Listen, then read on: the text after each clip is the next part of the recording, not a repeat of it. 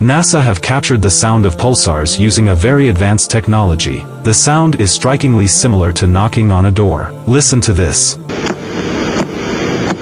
In 1967, two scientists, Jocelyn and Anthony, discovered a new class of astronomical objects, named pulsars. Pulsars emit radiation that can be sonified, resembling a knocking or tapping sound. The Quran uses the word Tarek to describe a star that knocks or strikes the darkness of the night.